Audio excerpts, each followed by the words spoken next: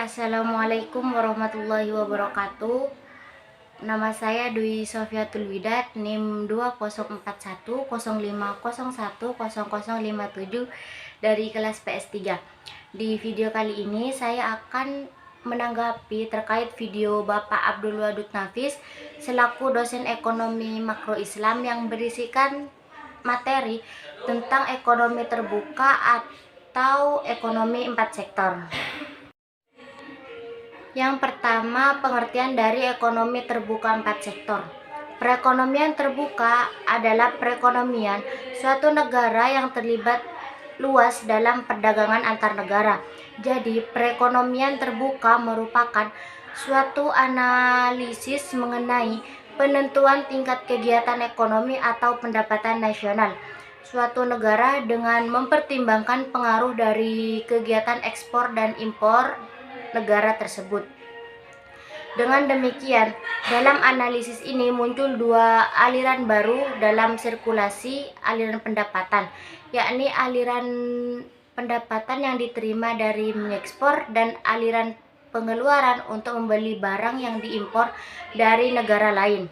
Hal ini berpengaruh terhadap besarnya pendapatan nasional pada perekonomian. Perekonomian 4 sektor hampir sama dengan perekonomian 3 sektor, yaitu dengan menjumlahkan pengeluaran dari sektor-sektor ekonomi. Pengeluaran sektor luar negeri ini berupa sektor X dan impor M, dan selisih antara nilai ekspor dengan nilai impor yaitu X min M disebut dengan ekspor neto. Contohnya yaitu Indonesia sebagai negara terbuka, maka terjadi perdagangan antar negara baik ekspor maupun impor. Ketika Indonesia memiliki suatu produksi, misalnya minyak, sudah lebih dari kebutuhan dalam negeri, maka akan dijual ke luar negeri. Itu disebut ekspor. Dan apabila Indonesia butuh suatu barang atau jasa yang tidak diproduksi dalam negeri, maka akan mengimpor dari luar negeri, misalnya seperti handphone.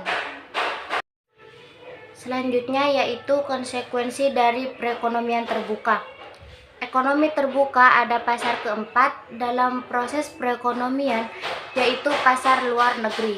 Adanya pasar luar negeri terdapat konsekuensi yang lebih lanjut terhadap pasar-pasar lain. Khususnya terdapat konsekuensi penting yang menyangkut penyesuaian pengertian 3 konsep, yaitu yang pertama peningkatan agregat atau di pasar barang, yang kedua jumlah uang yang beredar atau dari pasar barang, dan yang ketiga harga barang dan jasa. Selanjutnya yaitu sirkulasi pendapatan perekonomian 4 sektor. Di samping ada penjelasan berupa gambar.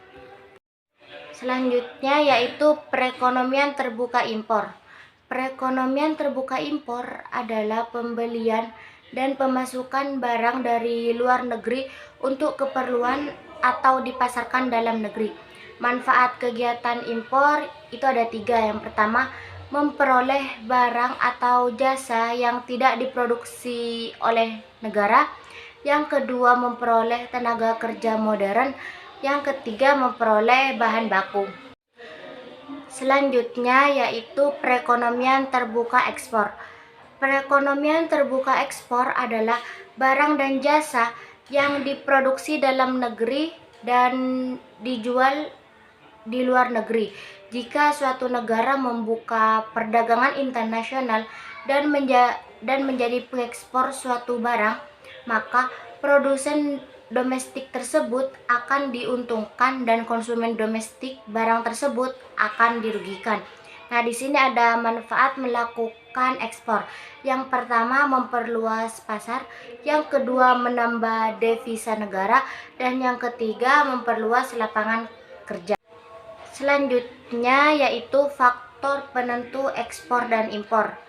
Yang pertama itu permintaan barang, yang kedua mutu atau kualitas barang, yang ketiga barang spesial, dan yang keempat teknologi.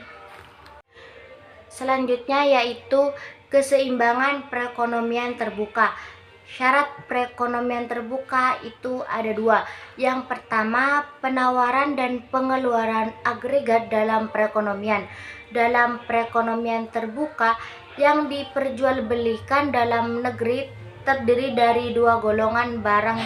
Yang pertama, diproduksi dalam negeri dan meliputi pendapatan nasional atau Y, dan yang diimpor dari luar negeri.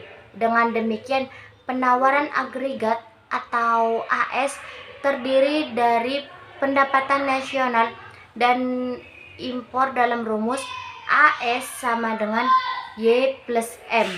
Yang kedua yaitu suntikan dan bocoran. Dalam ekonomi terbuka, keseimbangan pendapatan nasional dicapai dalam keadaan I plus G plus X sama dengan S plus T plus M. Selanjutnya yaitu perekonomian terbuka pada sistem ekonomi Islam. Menurut Manan, prinsip dasar yang ditetapkan Islam mengenai perdagangan niaga adalah tolak ukur dalam kejujuran, kepercayaan, dan ketulusan. Sejarah telah membuktikan bahwa Islam telah menganjurkan perdagangan internasional. Sekian yang dapat saya sampaikan. Kurang lebihnya mohon maaf. Wassalamualaikum warahmatullahi wabarakatuh.